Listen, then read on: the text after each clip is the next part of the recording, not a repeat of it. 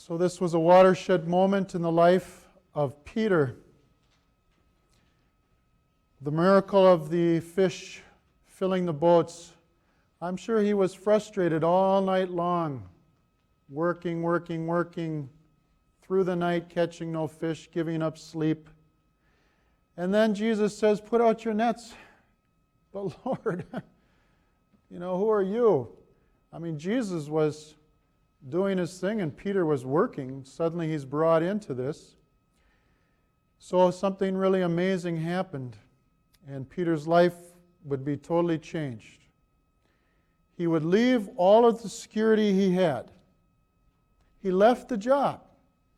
That's what he knew. I mean, he wasn't necessarily a college graduate. He was a simple fisherman in Galilee, a hard worker. I was in Galilee once and I saw they still have nets out like they did in Peter's time on the north side. It's about 100 yards. You can walk out in the water and still be, head above. Well, I was talking to a friend of mine, Father Greg Masty, about his father, who had a kind of watershed moment in his life. He was a young working man. He was a welder. I told my seminarians today. He was a welder, and he was working on a train car, and he was working on the air brakes. And so he was underneath, and he had a torch, and then he had a kind of tool for welding, and kind of curved at the end.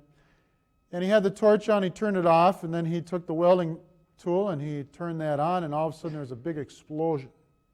And he was totally doused in fire. This whole building. He was a large man, 350 pounds, and 6 foot something tall. Well, he rolled out from underneath. What happened was there was a little hole that was in the hose for the torch, and gas was leaking, and he didn't know that. So he rolled out, and another compatriot worker took his jacket and was trying to kind of douse the fire out. And afterwards, he was burned and he had some injury from it, but he survived. And afterwards, he looked at his entire work outfit, his whole body, and he saw one thing that was different. There was only one piece of his clothing that wasn't burned, and that was his pocket. And the reason why his pocket didn't burn, he surmised, was because he had a rosary in it.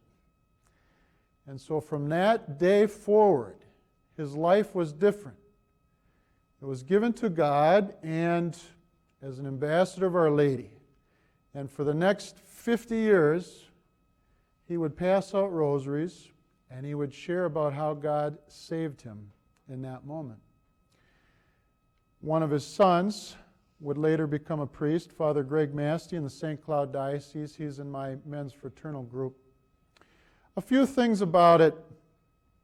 One is, it was an act of mercy. The Pope has called this a year of mercy. It was an act of mercy that God allowed John Masty to experience this explosion. Even though it was painful, traumatic, it was kind of an act of mercy because it saved him from a different kind of life. And it set him on the path of a spiritual life. And he had a beautiful death with his family around him a few weeks ago. Anointed, all sorts of good things. Jesus did something that was an act of mercy for Peter. A tremendous watershed moment. He took his boat, and then he had him go out and do something that I don't want to do this, I'm tired. But Peter, for his own good cause, he did it. And to compliment him for that. So, sometimes mercy comes in a way we don't expect, even challenging moments. But what's the watershed moment of your life? What's the moment in your life that sets you on a trajectory course for God and away from dissolute living? The second thing I want to say about it is that God chooses unworthy people. Jesus doesn't say, you got to be an angel before I'm going to take and use you. I mean, he didn't look at Peter and say, work on your spiritual life for a while, climb a little higher, I'll come back and do another interview. A lot of times we feel unworthy, and we find that in our first reading with Isaiah. Isaiah the prophet says, I am an unworthy servant. And what does God do? He sends a seraphic angel who comes with charcoal from the altar and burns the lip of the prophet, burns the lips, and purifies them, and says, I have made you clean. Now go and speak my message.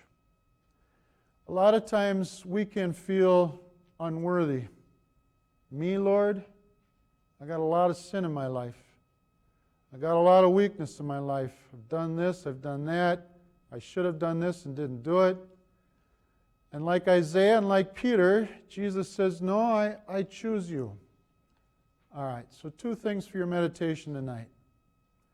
Is there a watershed moment in your life yet that has set you on a trajectory path for the spiritual life? And secondly, if you feel unworthy, Jesus still says, I choose you.